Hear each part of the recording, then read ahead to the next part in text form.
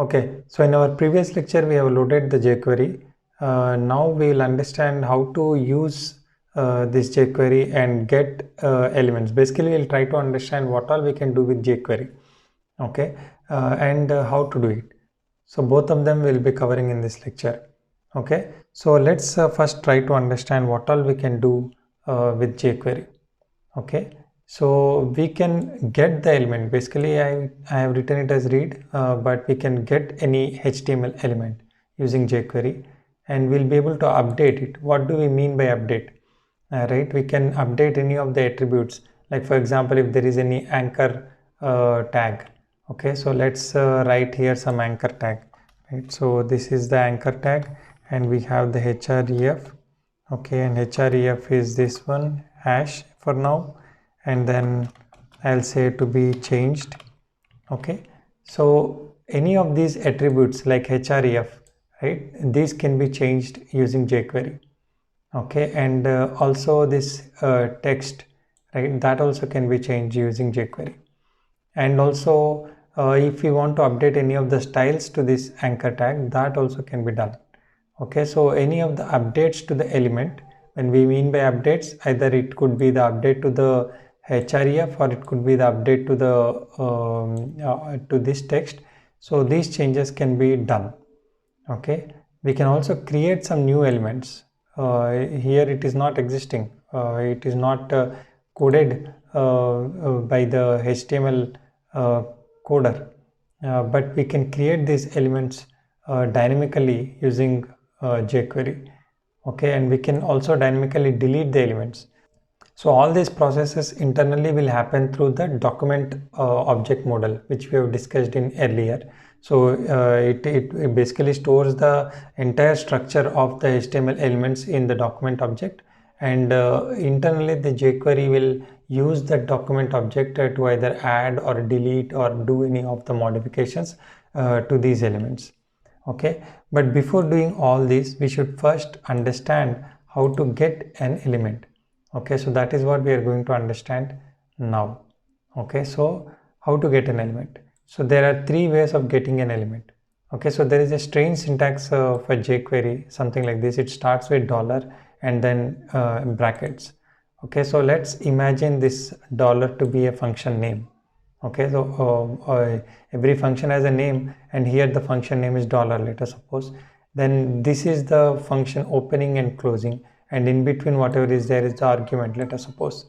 Okay, so as an argument to this jQuery function, we can pass either the element ID or the element class name or even the tag name. Any of these things we can pass, and what does this function return is the actual element itself. Okay, the reference of that HTML element, whatever is there in the document object model, right, that reference of that element, it will respond or return back. Okay, so that is what is happening here. Okay, so if we want to access any element by its ID, then we prefix it with hash. Okay, and if we want to access an element using the class name, then we will prefix it using dot. But if we want to access the element using its tag name, and then we just give the tag. Okay, so let's see how exactly this will be if we have to implement it. Okay, so let us suppose this anchor tag is an ID equal to some link, right? So then how do we get this particular HTML element in here? Okay, so here we will do console.log, and we will say in the dollar, which is the function name, and we will pass since it is ID, we will start it with hash and then link. Okay, so whatever we have discussed here, right, element name, so dollar, it started with dollar, and in between the brackets I've used the element name, we're prefixing it with hash. So our element name here is link, so I have linked the ID, prefixed the ID with the hash, and I've passed it to the jQuery function. So let's see what it logs. Okay, so this is my file. I'll refresh the code. Okay, let's go to the console log. I have got the anchor tag here. So if I see the console log, see I have got the reference to that particular element. Okay, so this is what we wanted.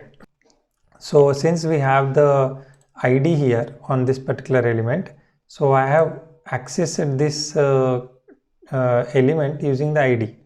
Okay, so let us suppose if there is another tag, okay, another anchor tag, and the ID for this is 1 and ID for this is link 2.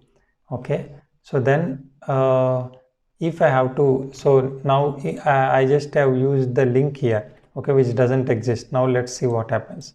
Okay, if I refresh the code, okay, I don't get any reference here. Okay, function is passed, but the reference is not there. Okay, but I have the two anchor tags here. Okay, so let me name it as to be changed 1 and to be changed 2, and now let me see by putting link 1 here. Okay, so if I refresh the this thing, so here I got the reference which is link 1. Okay, so this is the reference, okay, which is link 1. Okay, so if I have to access the link 2, then I will use the link 2 and then I will get the reference of link 2.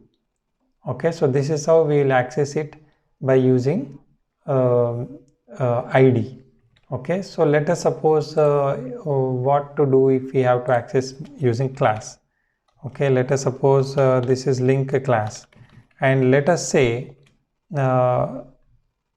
okay, so let us suppose this is link class, and then we will want to access this using class instead of the ID. Then we will prefix it with dot. So if we have to access it with ID, then it is hash, but since we are accessing it through class, we will put it as dot.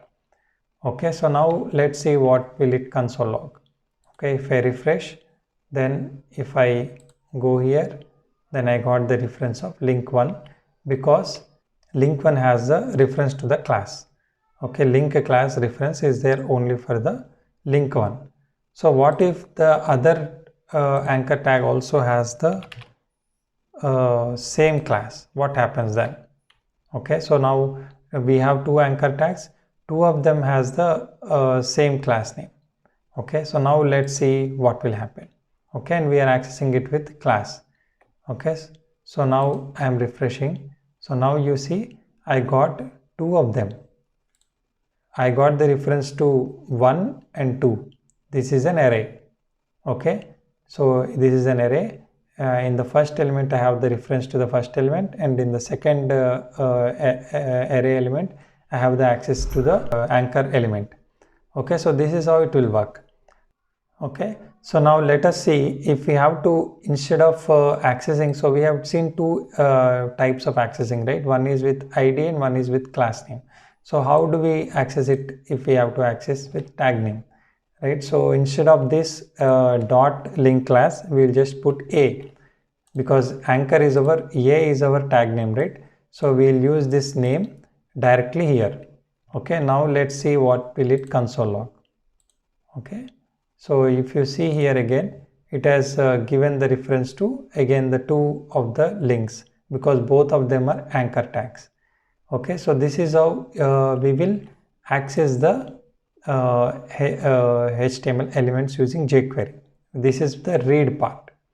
Okay, so now let's see how do we update the element. Okay, so let us see how do we update the element attributes. Okay, what is the attribute here we have? Okay, here we have the href. So I want to update the link 1 href to google.com. Okay, so let's see how exactly we'll do it. Okay, so first thing is I will need to this is not the console log. Okay, so now I am accessing the element link 1. Okay, I want to access it using ID, so I'll prefix it with hash. Then I will say attr. Okay, so so the most important thing to understand is what all you can do with jQuery. Okay, so the syntax is not important. I keep repeating this again and again. Syntax is not important. Okay, so if you don't know the syntax, you can always see like how to update attributes attribute value in jQuery. Okay, so then you can go to Stack Overflow or this W3 Schools, and you can always see the syntax as to how exactly it can be done, right? So syntax always you can copy paste, but the most important thing is to understand the capability, like what all you can do with jQuery. So that is important to understand. So now I want to update this attribute. So how exactly I am updating? I am using this attr function. Okay, and I will give the element the attribute name which I want to update, and then I'll update it like http://google.com. That's it. So now what should happen is it will get the that element first, and it will set this href value to this value which I mentioned here. Okay, so always understand what all you can do. Okay, then you can also get the element. Okay, so you can see again query in the Google how to get the attributes using jQuery, how to set the attributes using jQuery, how to set the styles using jQuery, and everything you can query in Google and get the syntax. But you need to understand just that all this you can do, and you need to think through for a given problem what all you need to implement. Like, should I need to update the attribute, or do I need to delete the element here, add the element here? So you should be able to solve the problem using these capabilities. So that is all is required as a programmer to do. Okay, so now let's complete this. So I will just refresh the code. Okay, now if I inspect this element, okay, and see the google.com is set here, for the link to it is not set. Okay, so if you see here, link to is not set, right? Link 1 and link 2 both are hash here, but if you see here, this is google.com which we have set it through script, and this one is not set. Okay, so what if I access it through class instead of accessing it through the ID? I will access it through the class, because both of the anchor tags class is same, right? So if I access it through class and do the same thing, then what will happen? Okay, because it is not one element anymore, right? It is two elements. So now let us refresh the screen. I'll do the hard reload. Okay, now you see both of the element got set with the ID. Okay, so ideally if we have to do it through the pure JavaScript, right, and if you are accessing the element using classes, then you get two elements, and you will have to loop through those two elements and then set the attributes. But jQuery is solving that problem to us. There are no loops here. Syntax is very easy. Okay, there are no loops, nothing. So just reference it and you get the array, and for every element of that array do this. Okay, so no loops, all that jQuery will do. Okay, so this is the simple syntax. So it is simplifying our process of updating and getting the elements. So that is why we use jQuery, right?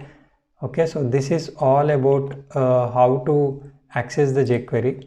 Okay, so the homework or assignment for you is to understand, just Google and understand how to create the element, how to delete the element also, and how to get this inner HTML. All this you will have to do it yourself. Take this as an assignment, and please let me know if you have any questions in the comments. Thank you.